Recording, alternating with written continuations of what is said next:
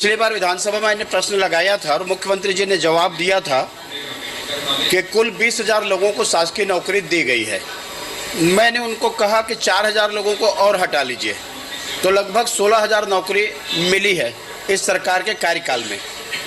अभी इस दौरान में मुझे लगता है कि थोड़ा बहुत बढ़ गए होंगे, लेकिन जिस प्रकार से नौकरी को लेकर के बात हो रही है, केवल छत्तीसगढ़ के युवाओं को छलने का काम इस सरकार ने किया है। मुझे लगता है उनके पास जो आंकड़े हैं वो सही नहीं है।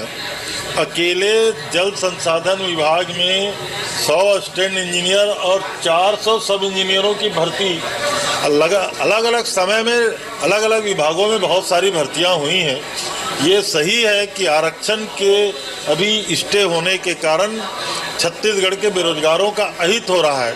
और भारतीय जनता पार्टी के हमारे साथी अगर चिंतित हैं तो हम उनसे आग्रह करेंगे, सरकार का जो आरक्षण के पक्ष में फैसला है उसके लिए भी वो राजभवन जा करके हमारी मदद करे। ज़्यादा कर्मचारी आंदोलनरत हैं, सरकार इनकी बात नहीं सुन रही है।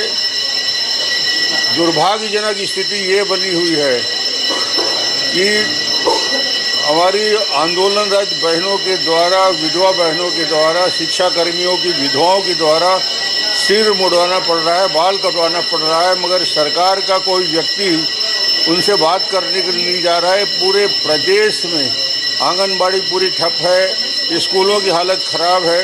सरकार को चाहिए कि तत्काल बात करे और आज हम सब ने इसमें स्थगन दिया, स्थगन में बात करने की मांग की। मुख्यमंत्री भूपेश बघेल जी की सरकार सभी की मांग को पूरा कर रही है, सभी वर्गों के लिए काम कर रही है।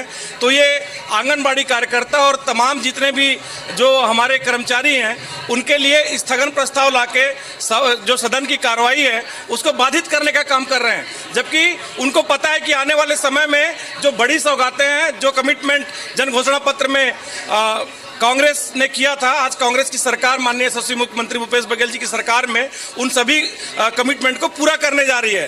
तो उसका ये क्षणिक फायदा लेना चाहते हैं। जैसा कि मैंने आपको बताया कि जिस प्रकार से कोयल दूसरे के घोंसले में जाके अंडा देती है जिससे उसको मेहनत ना करना पड़े, वही काम कांग्रेस की सरकार करेगी और सदन में स्थगन लाके उसका श्रेय लेने की कोशिश कर रहे हैं। पूरे कर्मचारी संगठन जो है सड़क पर है। ये वही कांग्रेस के जो लोग हैं जो पूर्ववर्ष में इनके बीच में, इनके आंदोलनों के बीच में जा करके इनको आश्वासन दे करके आते थे, वादा करके आते थे कि हम तुम्हारा नियमितीकरण करेंगे, तुमको संविदा नियुक्ति को कर देंगे, डेली वेजेस में कर देंगे। ये बहुत तरह तरह के वादा करके आए थे और इन वादों को उन्होंने अपने घोषणा पत्र में भी रखा।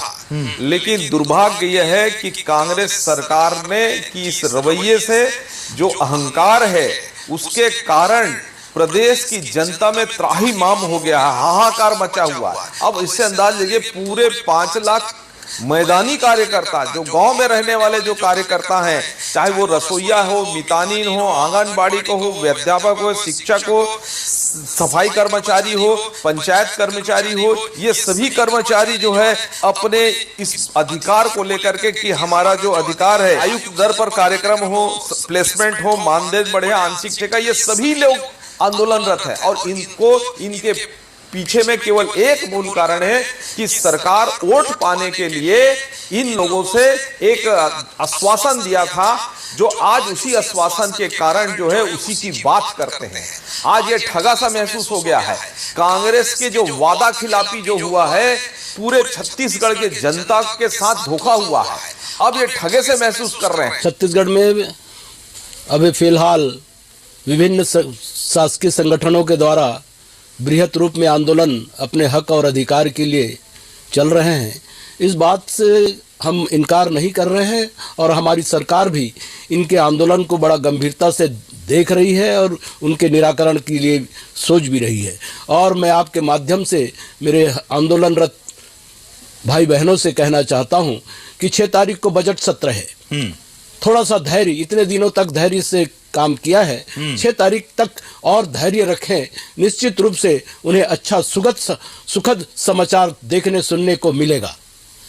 मैं आपके माध्यम से ये भी कहना चाहता हूं कि 15 साल तक छत्तीसगढ़ में भारतीय जनता पार्टी की सरकार थी। यही विभिन्न शासकीय संगठनों के द्वारा इससे कहीं जो आज आप प्रदर्शित कर रहे हैं, दिखाने का प्रयास कर रहे हैं, उससे बड़े बड़े आंदोलन भी हुए हैं। और यही भारतीय जनता पार्टी की सरकार, इन्हीं के नुमाइंदे, इन्हीं के लोगों ने उन आंदोलनों को कुचलने के लिए डंडा बरसाए हैं। छत्तीसगढ़ के कई जेलों में कर्मचारियों को ठूस दिए गए थे। ये बात सबके सामने है। कम से कम हम इनके मांगों को गंभीरता से देख रहे हैं, सुन रहे हैं और निराकरण करने का प्रयास भी कर रहे हैं। मैं पुनः कर्मचारी बंधुओं से निवेदन करना चाहता हूं, धैर्य इसके साथ 6 तारीख का इंतजार